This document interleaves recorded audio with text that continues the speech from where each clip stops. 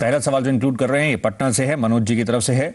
और मनोज साहब ने जानना चाहा है ये जो इन्वेस्टमेंट कर रहे हैं इन्होंने टाइम फ्रेम रखा है 3 साल का, और ये इन्होंने एक टारगेट सेट किया जिसको अचीव करना चाहते हैं, उस तरफ कैसे बढ़ें ये उसके बारे में जानना चाह रहे हैं।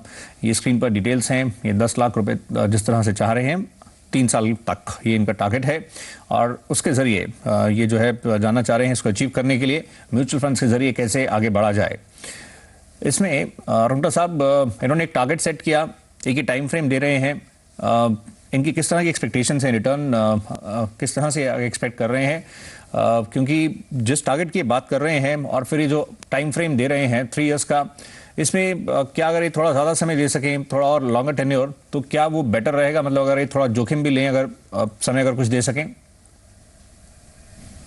हाँ, नहीं सो तो क्लियरली इनका किस पर्पस के लिए 3 साल में पैसे चाहिए ये तो क्लियर नहीं है।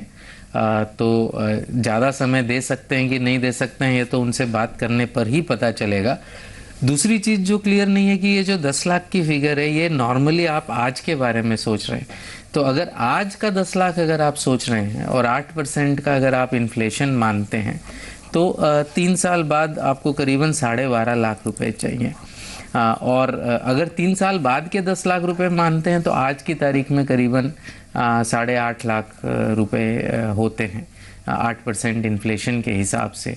अब 3 साल का अगर पीरियड है और इसको आप बढ़ा नहीं सकते तो क्लियरली जो आपकी जोखिम लेने की कैपेसिटी है वो बहुत ज़्यादा नहीं है, गोल बहुत ज़्यादा दूर नहीं है।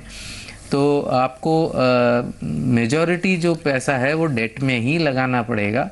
तो मेरे ख्याल से बेस्ट ऑप्शन आपका रहेगा एक conservative debt oriented hybrid fund जिसे MIP कहते हैं, कंजर्वेटिव, जिसमें 80 से 85% पैसे जो हैं डेट इंस्ट्रूमेंट्स में लगेंगे और सिर्फ 15 से 20% इक्विटी में लगेंगे। तो उसमें रिटर्न जो है पोस्ट टैक्स के बाद खैर गारंटीड तो नहीं होता, बट चूंकि टैक्स में काफ़ी इफ़ेक्टिव होता है तो मेरे ख्याल से आप उसमें 9% के आसपास का रिटर्न अज्यूम कर सकते हैं। और उस हिसाब से अगर एक लमसम आपको इन्वेस्ट करना है तो करीबन 7.25 लाख रुपए आज अगर आप एक साथ में इन्वेस्ट करेंगे तो शायद 3 साल बाद आपको 10 लाख रुपए मिलेंगे। और अगर आपको महीने दर महीने इन्वेस्ट करने हैं तो रफली आपको 25,000 रुपये पर महीने इन्वेस्ट करने होंगे 36 महीने तक, तो शायद आपके 10 लाख रुपए जो हैं वो जमा होंगे। जहाँ तक कौन से फंड में करना चाहिए तो मेरे ख्याल से 2 फंड्स आ सकते हैं, रिलायंस MIP फंड और IDFC मंथली इनकम प्लान। ये दोनों ही conservative debt oriented hybrid funds हैं जिसमें 80 से 85% डेट में इन्वेस्ट होता है। अच्छा रुंगटा साहब, जो MIPs की जो बात आप कर रहे हैं, कई बार इंडिविजुअल्स इसको ये मानकर भी चलते हैं कि ये मंथली इनकम प्लान्स हैं तो इनसे मंथली आय होगी ही। मतलब इसको भी अगर आप थोड़ा इनके समक्ष रख सकें कि मतलब उस प्रकार से कोई एकदम गारंटेड तो नहीं है होगी, तो इसको पहलू को क्लियर कर चले तो बेटर है। जी बिल्कुल, मंथली इनकम प्लान एक थोड़ा सा जिसे कहते हैं अपने आप में एक थोड़ा सा नोमेनक्लेचर में नाम में थोड़ी गड़बड़ है, लेकिन अब चूंकि मार्केट में इसे मंथली इनकम प्लान सभी लोग कहने लग गए इसलिए हाँ हमें भी समझाने में वही करना पड़ता है। ये एक्चुअली डेट और इक्विटी का मिक्स होता है नॉर्मली।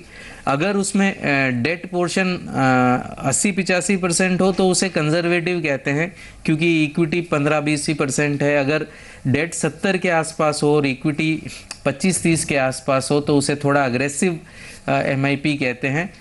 गारंटीड तो म्यूचुअल फंड्स में अलाउड ही नहीं है, इसलिए अगर समझो इक्विटी पोर्शन जो है वो उसमें लॉस हो जाता है, उसकी वजह से अगर आपका NAV कम भी हो सकता है। और in fact in a monthly income plan आप ग्रोथ ऑप्शन चुनेंगे तो कुछ भी उसमें आपकी मंथली नहीं आएगा, जब भी आप रिडीम करेंगे तब पैसा आएगा। तो मंथली इनकम प्लान बोलने के लिए मंथली इनकम है, न वो गारंटीड है न ये जरूरी है कि आप उसे लें, आप ग्रोथ ऑप्शन में भी अप्लाई कर सकते हैं। तो ये आपके डिटेल रिप्लाई है।